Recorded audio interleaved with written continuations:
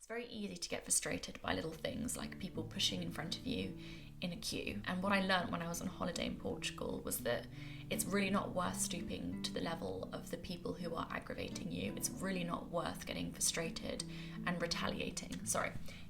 Get frustrated, that's natural. That's an emotion, but the reaction is something that is completely within your control. And I want to encourage you to not react in a nasty way to someone who's being nasty to you, because stooping to their level will only bring you down. It will only drag out an already bad situation. If someone pushes in front of you in a queue, the best thing you can do is work on not giving them the evils or swearing at them, because that will only fill your body with anger and annoyance and all these negative emotions, and then that will probably have a lasting effect on the rest of your day. And I just really want to encourage you to not kind of suppress your emotions, but to just not react in a nasty way. It's not cool to be unkind, even if someone's been unkind to us. Being unkind to other people is also being unkind to yourself. So just try and react in a way that will benefit you. I know it's really easy to advise this and actually really hard to follow through. I had a few moments where there was like creepy guys, and at one point I just felt like I just wanted to give everyone the evils, and that's completely justified because us women sometimes get harassed so much. You're so angry, you just want to retaliate. But it only made me feel worse, and it made me feel more unsafe in my body, because I felt like upon the feeling of not feeling safe, I was then feeling extreme anger. And that was perpetuated by me really engaging with these men. So I kind of realised that when I was on holiday halfway through, and I was like, let's just do a deep breath, try not to retaliate and match their aggression, and just try to let that moment go by so it doesn't kind of taint the rest of your day.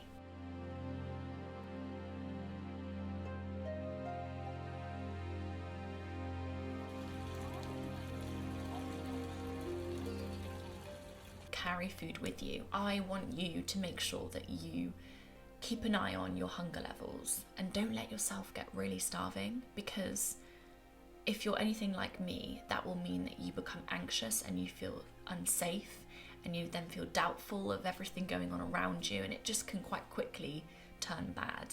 So my advice is to have a snack on you, check in with yourself every now and then, maybe every hour or two, and be like, am I hungry right now? Do I feel kind of like I'm starting to run on empty? And am I lacking that fuel that I need to keep myself being myself? My personality kind of fades away when I'm hungry. I do believe I'm a loving, kind person. I don't think I am a snappy, frustrated, angry person. I just think that is a consequence of hunger. So what I want to do is I want to make sure I've got a snack in my bag all the time. So if you've got any recommendations for a vegan, a snack that kind of doesn't expire quickly, that I can just keep in my bag and eat on the go if I have a moment where I realise I'm hungry and I don't want to start feeling anxious and it all to spiral out of control. If you've got any snack suggestions, I'd really appreciate you commenting now and giving me those recipe ideas or those little supermarket buys. My friend actually told me about this TikTok video she was watching where this therapist was advising her client to eat more frequently because that could help lower her anxiety. I kind of knew as soon as I heard that would also apply to me, so it was really kind of good to just hear that when my friend told me that. I was like, okay. And then I went on holiday and I had long periods of time where I didn't eat, so I didn't take that advice, but that was because being vegan in Europe can be quite difficult. But it's just so worth, even if you don't find a bit of food that you really desperately want to eat, if you're hungry, it's just so worth just getting something like a bit of fruit or a bit of bread and just having it, just to make sure that you don't start to just feel really awful.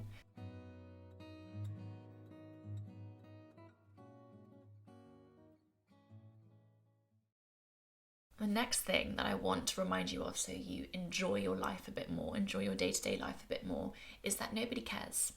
People are too busy to judge you, so nobody cares what your body looks like.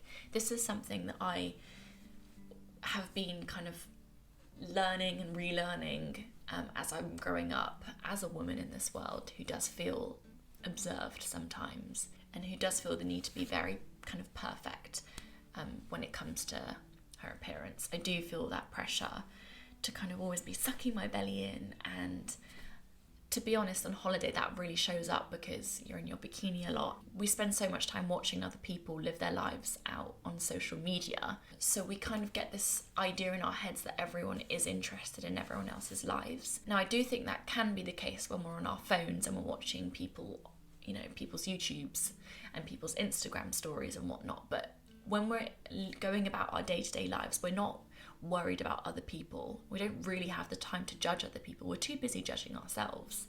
And I really had to remind myself of that all the time. That person over there is not judging you. They're judging themselves probably. They're probably, working on a lot of insecurities, and they're probably thinking about what they're going to have for dinner tonight, and they're thinking about that argument they had with their sister. People are just too busy to judge you, and I had to keep reminding myself that people weren't watching and scrutinizing my body, and my body isn't, here to be perfect and look a certain way. My body's here to kind of assist me exploring the world and doing my thing and exploring my passions. It's not here to look a certain way.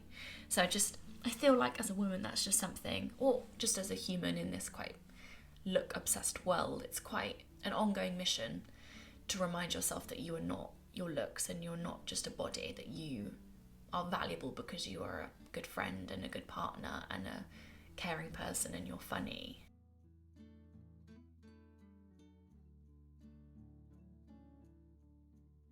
My next tip, another way that you can embrace life, is by putting yourself out there and talking to strangers. Obviously keep safe, but I do really think when we meet people, random people on the street, when we're, in coffee shops, it really broadens our horizon, and we really start to kind of have trust in the world and the process of everything and the flow of life. I really had moments like that when I was in Portugal, where I found myself talking to someone and then thinking, wow, there are people outside of my friendship circle that I can trust and I can connect with and I can laugh with and I can open up to, and wow, that makes me feel really great about the world and this life and humanity. A lot of the time it's so easy to kind of just think humans are awful, what have we done to the world? And yes, all of that, but also we're all wanting love. We all want to give love. I think that's quite a nice thing to remind ourselves of, and the best way to do that is by just talking to people whenever you can and connecting with anyone. When I meet someone new and I connect with them and I trust them and I kind of feel like I've made a new friend, I feel so optimistic and so hopeful. And those are two feelings that I want in my life more, because a lot of the time I don't feel hopeful and I do feel quite unsafe and I don't trust people that easily. I don't think that's a nice thing to experience. I think it's nice to have trust in people and humans and life. So I kind of like to prove to myself that people are great by making an effort with people and giving people the time of day. You might be a shy, introverted person. I would say that I'm quite introverted, but when I'm in the right environment, in the right place that kind of echoes who I am, like a vegan coffee shop, I do get a bit of a confidence boost, and I do feel like I can just talk to people a lot easier. And I do just feel safe in those environments, so that just gives me that little bit of a kind of confidence boost to go and talk to someone.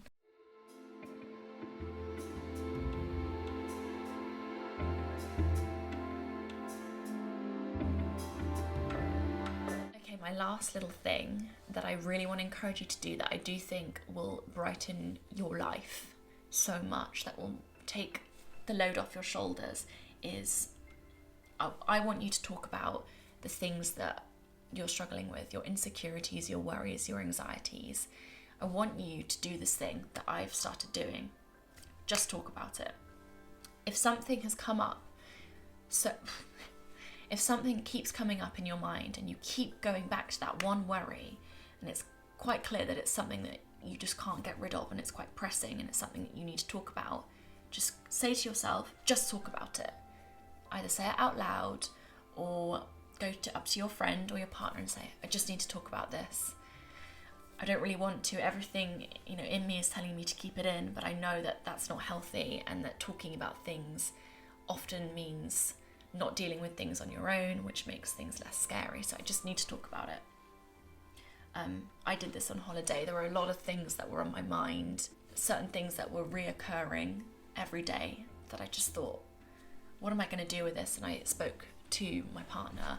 about the things that I was worrying about, and it just suddenly became much less scary once I'd kind of said it out loud and shared it with another human being. And I've been doing that a lot more, and now I'm realising that a lot of the problems that do feel really scary are a lot less scarier now that I've shared them.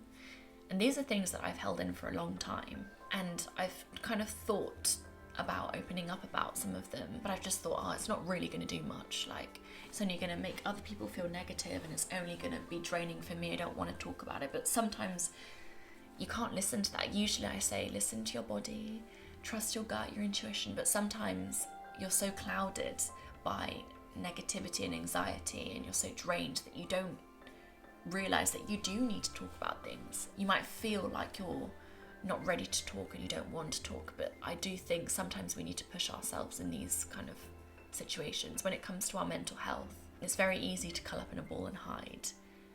It's a lot harder to just talk and be open and share with other people, and I do think that's the stuff that heals you. Problems always feel so much worse when they're a problem that only you are dealing with. You need a diversity of opinions on this problem if you keep thinking about the same problem. So bring other people on board so they can kind of open up your mind a bit so it doesn't feel so doom and gloom. If your friend or partner or family member is in a position in which they can listen and they do feel ready to hear your stuff, then utilize that resource, and that will make them feel like they can do the same in the future too.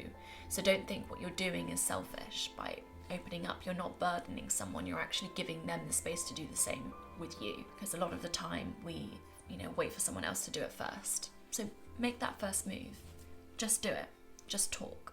Liberate yourself. Free yourself from that prison cell up here.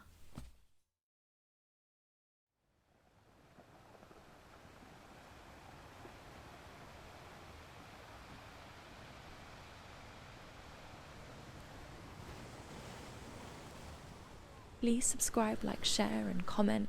Share the love. Follow me on Instagram, Alessia Sotheberry, and I will see you hopefully very, very soon.